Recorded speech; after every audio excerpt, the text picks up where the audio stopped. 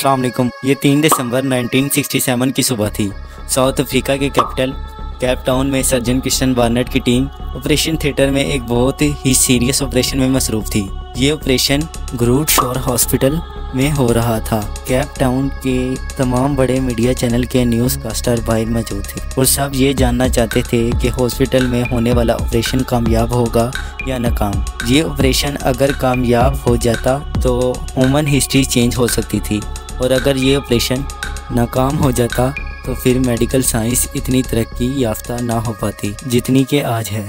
Operation को शुरू हुए 2 घंटे गुजर चुके थे, जबकि बाहर इंतजार करते हुए लोगों की बेचैनी में भी इजाफा हो चुका था। वक्त गुजरता गया। सुबह का शुरू हुआ ऑपरेशन शाम को भी ख़त्म होने का नाम नहीं ले रहा था। इतने में ही 9 घंटे बाद surgeon Christian Barnard operation theatre से बाहर आते हैं तो इनके चेहरे पर एक फातिहाना मुस्कुराहट थी।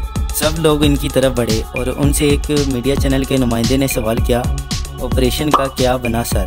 क्रिश्चियन बार्नेट ने जवाब दिया, मरीज़ जिंदा है और ऑपरेशन कामयाब हो चुका है। ये वो वक्त था जब मेडिकल साइंस में इनकलाब आ गया था। हार्ट, जिसे ह्यूमन बॉडी का सोल माना जाता है, उसे सक्सेसफुली ट्रांसप्लांट कर दिया गया था और सारी दुनिया में सर्जन क्रिश्चियन बार्नेट और उनकी टीम की धूम मच गई थी और वो एक सेलिब्रिटी बन गए थे। सर्जन क्रिश्चियन बार्नेट को इस ऑपरेशन के बाद ग्लैमरस मैन का भी खिताब दिया गया था। जिस पेशेंट का हार्ट ट्रांसप्लांट किया गया था उसका नाम लुइस वाश कंसे था और वो ऑपरेशन के बाद 18 साल तक जिंदा रहा। तो चलिए अब हार्ट ट्रांसप्लांटेशन के बारे में जानते हैं। हार्ट ट्रांसप्लांटेशन उन पेशेंट का किया जाता है जिनका हार्ट पूरी तरह से फेल हो जाता है।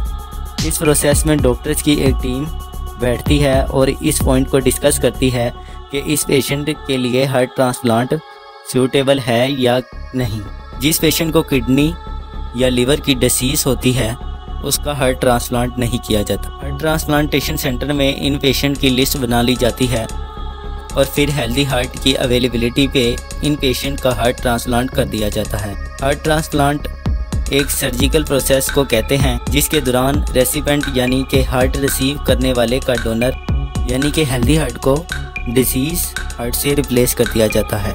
हार्ट डोनेट करने वाला पर्सन यानी कि डोनर आमतौर पर वो पेशेंट हो सकता है जिसका ब्रेन किसी हादसे में डेड हो गया हो और वो वेंटिलेटर पर हो। हार्ट ट्रांसप्लांटेशन एक बहुत ही एक्सपेंसिव सर्जिकल प्रोसेस है। हार्ट ट्रांसप्लांट से पहले जो टेस्ट किए जाते हैं उनमें echocardiogram, electrocardiogram, heart catheterization, exercise stress test, chest X-ray, pulmonary function test और पेल्विक अल्ट्रासाउंड वगैरह शामिल हैं। जैसे ही किसी पेशेंट की हार्ट ट्रांसप्लांटेशन की बारी आती है तो उसे जल्द अज जल्द हॉस्पिटल पहुंचने का कहा जाता है और जैसे ही पेशेंट हॉस्पिटल पहुंचता है कोरोनरी इंटेंसिव केयर यूनिट में शिफ्ट कर दिया जाता है। उसे 24 घंटे तक भूखा रखा जाता है और सर्जन उसका हार्ट चेक करते हैं। अगर वो हार्ट में किसी भी किस्म की बीमारी को डिटेक्ट करते हैं तो वो हार्ट ट्रांसप्लांट को कैंसिल कर देते हैं। अगर सर्जन हार्ट को सर्जरी के काबिल समझते हैं तो वो सर्जरी को स्टार्ट कर देते हैं। आमतौर पर एक हार्ट ट्रांसप्लांट सर्जरी में 4 से 6 घंटे लगते हैं।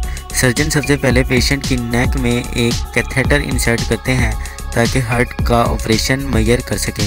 कैथेटर एक लंबी ट्यूब को कहते हैं जो बॉडी में डिफरेंट फंक्शंस के लिए इंसर्ट की जाती है। पेशेंट को जनरल एनेस्थीसिया में पेशेंट को बहुत सी मेडिसिन दी जाती हैं और वो अनकॉन्शियस यानी कि बेहोशी में रहता है।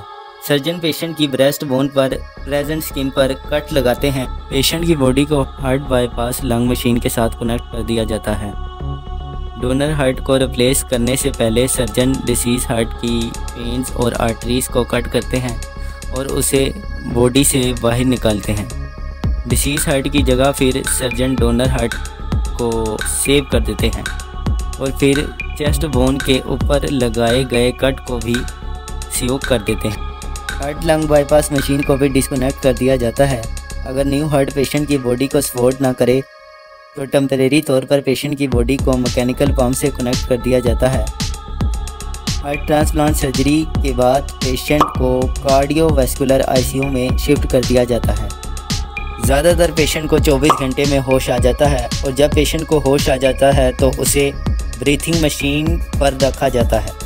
और जब तक वो इतना स्ट्रॉन्ग ना हो जाए कि वो अपनी ब्रोंकियल ट्यूब के ज़रिए सांस ले सके, तब तक ब्रीथिंग ट्यूब को नहीं हटाया जाता।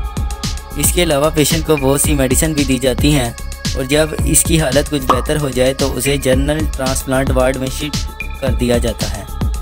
इस वार्ड में पेशेंट का ख़ास ख्याल रखा जाता है और सर्जन रेगुलर बेसिस पर इसकी हार्ट एक्टिविटी को रेगुलर बेसिस पर चेक कर रहे होते हैं।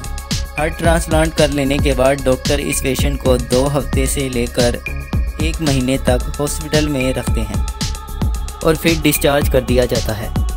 आफ्टर हार्ट ट्रांसप्लांट पेशेंट को अपना लाइफस्टाइल चेंज करना पड़ता है। जो न्यू मेडिसिन पेशेंट को प्रिस्क्राइब की जाती हैं उनमें इम्यूनो सप्रेशन और एंटी रिजेक्शन मेडिसिन शामिल हैं। ये मेडिसिन पेशेंट को लाइफ टाइम लेनी पड़ती हैं और ये मेडिसिन पेशेंट को इम्यून सिस्टम के अटैक से प्रिवेंट करती हैं। पेशेंट को हर हफ्ते हॉस्पिटल में जाना पड़ता है ताकि डॉक्टर इसकी न्यू हार्ट की एक्टिविटी को मॉनिटर कर सकें। इसके अलावा पेशेंट को अपनी डाइट का भी ख्याल रखना पड़ता है। पेशेंट को रॉ एग, चीज़, अनपेस्चराइज्ड मिल्क और पार्शियली कुक्ड मीट बिल्कुल यूज़ नहीं करना चाहिए क्योंकि ये फूड पेशेंट में सेवर इन्फेक्शन फैला सकते हैं। पेशेंट को डॉक्टर हार्ड एक्सरसाइज और हैवी वेट उठाने से मना करते हैं। सर्जरी के बाद तकरीबन 5 से 10 साल तक ज़िंदा रहते हैं। हार्ट ट्रांसप्लांटेशन सर्जरी की एवरेज कॉस्ट $1.66 है। हार्ट ट्रांसप्लांट के बाद डॉक्टर जो टेस्ट करते हैं इनमें डोनर और रेसिपिएंट का ब्लड टेस्ट सबसे इम्पोर्टेंट होता है। इन दोनों के ब्लड ग्रुप का मैच होना बहुत ज़रूरी होता है। हार्ट ट्रांसप्लांटेशन के रिस्क में infection, bleeding, breathing problems, kidney failure of donor heart, death वगैरह शामिल होते हैं। तो आज की वीडियो में इतना ही। आज की वीडियो में इजाज़त दीजिए। अल्लाह निगहबान।